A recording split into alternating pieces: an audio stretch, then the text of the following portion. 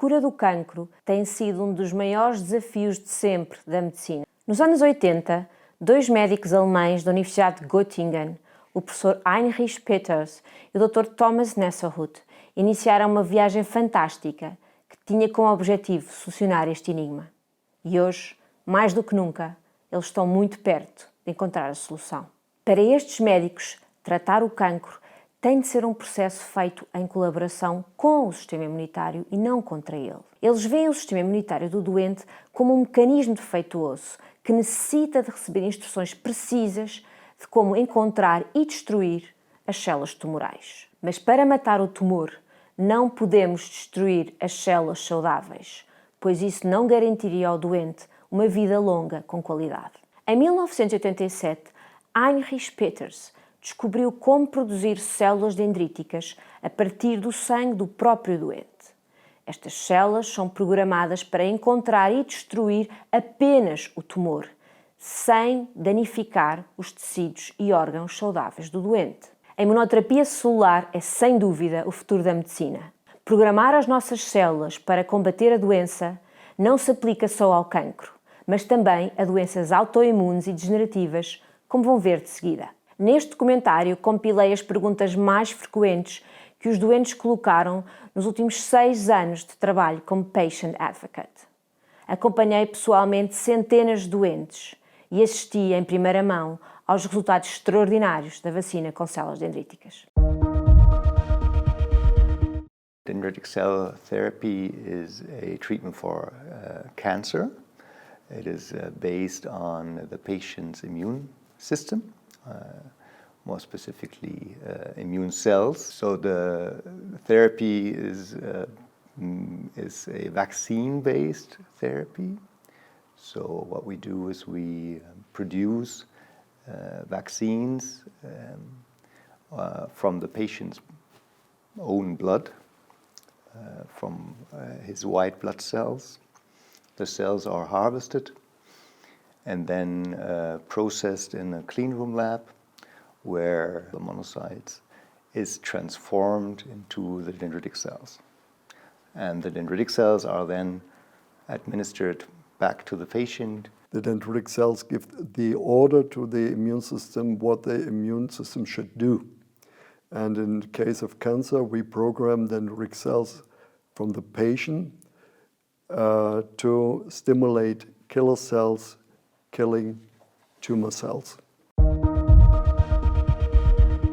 Dendritic cells-based immunotherapy can be working in almost all kinds of human tumors. Immunotherapy is based on a biological principle, a principle which is the same in every man and woman, and it's the same in every disease. It's the activation of the immune system is generally the same in a prostate cancer or in a breast cancer. Of course, there are different, the cancer cells are more or less responsible for an immunological attack because the microenvironment, the immune suppressive microenvironment in a pancreatic cancer is much more higher, for example, than probably in an operated breast cancer. The aim of immunotherapy is long life. The word cure is a word we wouldn't use. It is a chronic disease. I have got a patient we started treating almost 20 years ago, and they were in a very desperate situation. That was, the life expectancy was very short, and they're still alive. Nevertheless, scientifically, it's not allowed to say they are cured, but I think they are cured. A great advantage of dendritic cell therapy that the life quality is excellent. There is no really substantial long-lasting side effect. The response rate is a normal measure in conventional therapy. That means chemo and so on. But we know in chemo you have got a good response, but not a long life. And therefore the response rate alone is not the real parameter we are interested in. We are interested in long life. Em 2011, numas análises de rotina, tinha tumor nos ovários que me foi dito ser de grau 3 e fui operada em dezembro de 2011. No IPO disseram-me sempre que tinha corrido tudo bem, mas que eu necessitava de fazer quimioterapia. Fiz 6 sessões, só estive 6 meses sem vestígios de doença. O Dr. Thomas me disse quando eu lá cheguei que devia ser talvez um caso sem sucesso, que na opinião dele pouco ou nada havia a fazer, exceto se eu conseguisse fazer um tipo de quimioterapia menos agressiva junto com os tratamentos dele. Na Alemanha também fiz uns exames para saber qual era o tipo de quimioterapia que eu necessitava, quimioterapia adequada ao meu caso. Uma dose muito baixa do medicamento que ele achou que era o adequado para mim. Pronto, em conjunto eu consegui. Eu melhorei desde o primeiro tratamento que fiz, tive de fazer vários, porque o meu problema já estava muito avançado. Eu já estou sem vestígios de doença há 26, 27 meses. Hoje em dia ando por onde quer e me apetece e faço o que quer e me apetece e sinto-me bem. For the production of dendritic cells, we need monocytes, and monocytes are part of our white blood cells. Therefore, a simplest way is we take some blood from the patient, separating the red cells from the white. From the white cells, we separate the monocytes, and then we can use them for production of dendritic cells. The conversion of monocytes to dendritic cells is the method of Professor Peters. We give some major signals converting to the dendritic cells. And then when we have got dendritic cells, we can load them with signal molecules. That could be tumor antigens that are typical proteins of the tumor cells. And we can give secondary signals that the dendritic cells are really acting in an aggressive mode against cancer. The side effects of dendritic cell vaccine are very minor. What can happen is that the patient gets influenza-like symptoms. The patient can get fever, headache, discomfort, but severe side effects we never observed. Patient who start immediately after his primary or surgery of metastasis with dendritic cell therapy. That's the ideal patient, because then you have an immune system which is not impaired by the tumor, but it's not impaired by the chemotherapeutic and not impaired by the radiotherapy. If somebody comes early, the results are better than coming late. In very early stages, we are talking about, let's say, 80-90% success rate and long survival. And in later stages, it goes down to 30%. In very late stage, even lower than that. Ja, 2012 hatte ich einen braunen Fleck hier, das sich als Melanom rausgestellt hat und das als Melanoma in situ rausgeschnitten wurde. Jetzt, ein Jahr später, ist bei mir ein Prostatakarzinom gewachsen, das ich zu spät erkannt habe und das dann schon in den Lymphen, in der Lymphknoten und in den Knochen metastasiert war. Und da habe ich mich entschieden, nicht die Chemotherapie zu nehmen, die Chemotherapie, die mir vorgeschlagen wurde, als Voraussetzung dafür, dass überhaupt operiert wird, sondern ich habe dendritische Zellen, Hyperthermie 4-mal in der Woche eine halbe Stunde auf die Prostata und Mistel und das richtige Essen und auch bewegen, so viel ich konnte und Homöopathie, und das alles ging nur von dem Zeitpunkt an, wo ich Antihormontherapie bekam. Vorher ist der PSA immer gestiegen. Alles zusammen hat dann dazu geführt, dass dieser sehr bösartige Tumor zurückgeht und ohne Chemotherapie weggeht. Und dabei sind die dendritischen Zellen zentral wichtig. Ja, ich habe ein normales Leben gelebt, sogar mit sehr viel Anspannung bei meiner Frau. Das Entscheidende ist, dass mit der Chemotherapie das Immunsystem runtergefahren wäre und dann hätte der Tumor, wäre der zwar auch kleiner gewesen, aber schließlich hätte der Tumor die Oberhand bekommen und dann hätte keiner mehr was machen können. Jetzt ist das die maximale Anheizung des Immunsystems. Das ist das, was wir gemacht haben und was wir noch machen. Und zwar ein Konzept mit dem Immunsystem und nicht gegen das Immunsystem. Darauf kommt es an. It's an open question because we have to see each patient, how he is responding. We have got few cases with one shot complete remissions, but that is only a small number of patients. Statistically, we know that the minimum number is 3 to 4. Otherwise, you can't expect not enough killer cells.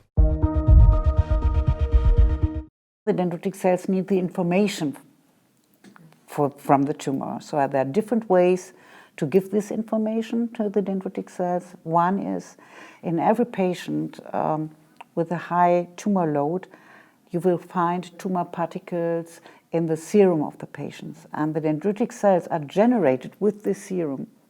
So the dendritic cells get the information from these particles in the serum.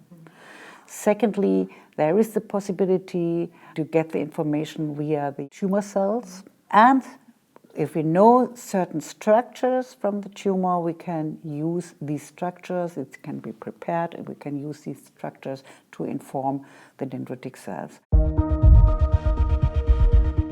Nowadays, we have, of course, improved the protocol to activate the dendritic cells. We have more information about how dendritic cells are acting, what kind of cytokines they need to be really effective. And so we changed the generation protocol, mainly in that way that we put the toll-like receptors to activate the dendritic cells. So there is a big change between 1999 and until now. So today we have a more effective vaccine. We were supported by the European Union and the state of Lower Saxony with a lot of money to make research on that field, and we could improve the dendritic cells, and over the years the quality management became better and better, and we're producing now so-called GMP, that means highest quality standard, and we can really predict the quality of the vaccinated cells and what is essential for a good immunological signal. Eu fui diagnosticada dia 21 de abril com cancro de mama no peito esquerdo, grau 2, estágio 3, agressivo, e procurei alternativas até que consegui chegar às células dendríticas através de uma amiga que conhecia e percebi que era uma maneira muito inteligente de tratar a doença. Quer dizer, é algo que o meu corpo criou e com as células dendríticas nós ensinamos o corpo a combater aquilo que criou. Fiz 4 vacinas, entretanto já fizemos os testes e graças a Deus está tudo limpo. Comparativamente ao convencional que é a quimioterapia, eu sei que eu estou a aumentar as minhas hipóteses no futuro de ter uma vida completamente sã e normal, enquanto que com a quimio, por serem cancerígenos os próprios medicamentos, pode haver, e muitas vezes já recidivas. We have the approval as doctors to produce dendritic cells. So there are guidelines for advanced medicinal therapeutics, ATMPs, and these rules apply to us. And we are working under what is called the hospital exemption.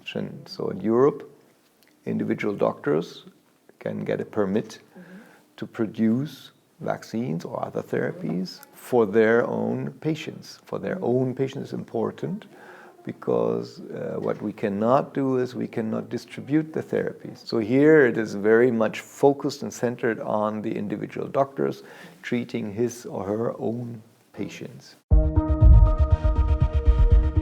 Checkpoint blockers actually do not bind to cancer cells.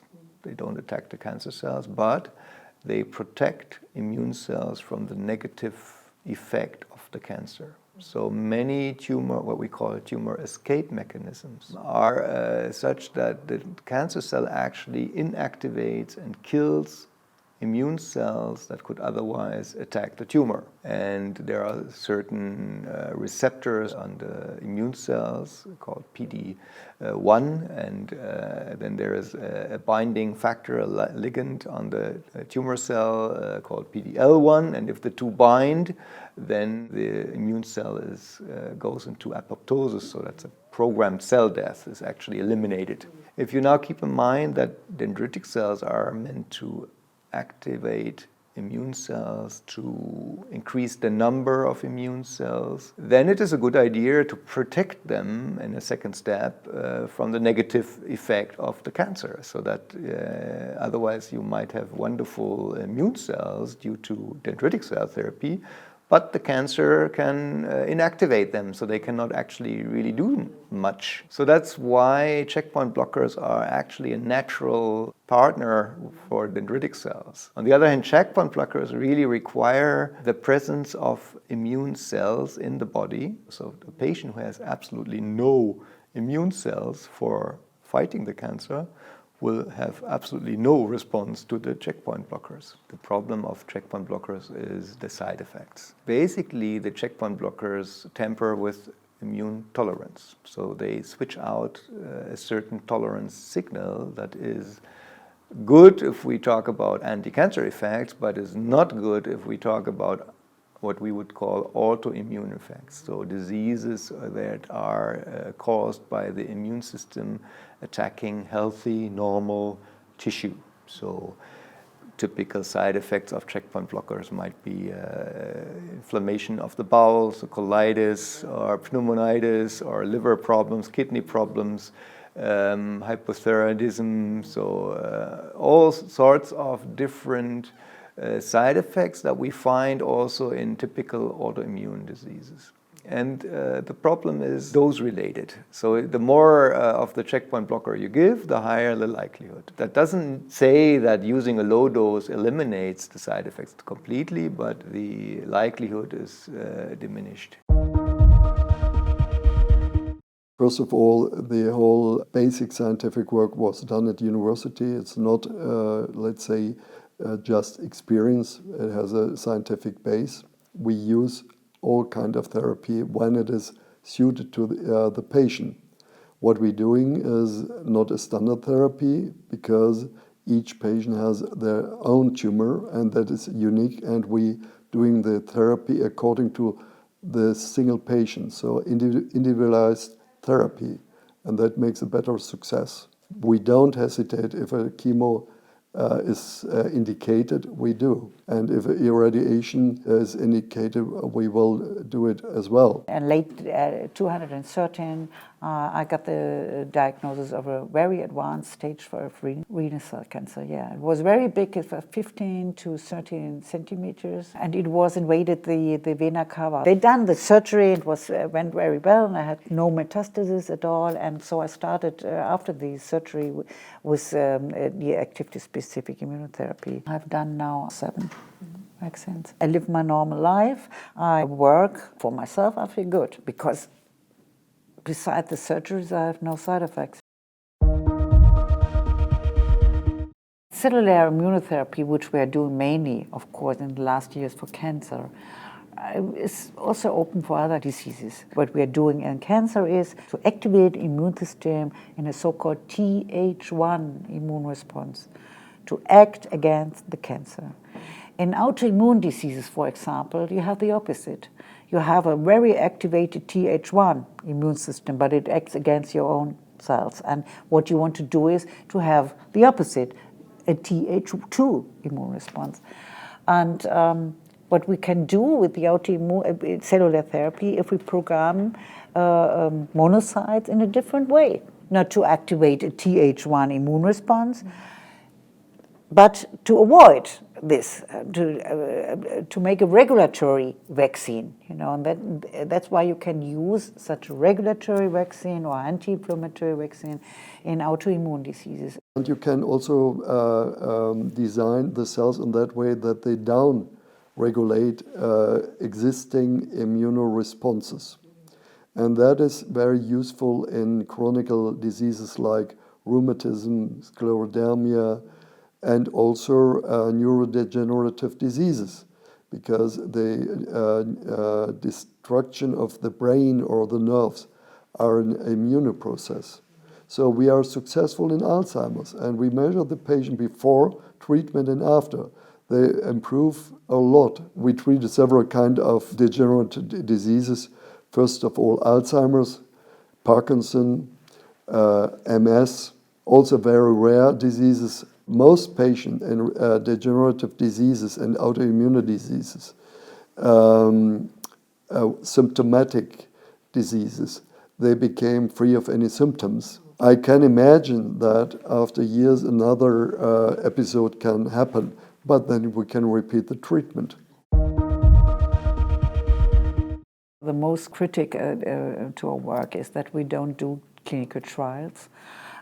So we have no randomized statistical analysis. We don't want to do this because we want to treat the patients individually. There is a statistical analysis saying that observational studies, what we are doing, the results are the same as from clinical trials. We are presenting our data at the American Society of Clinical Oncology every year.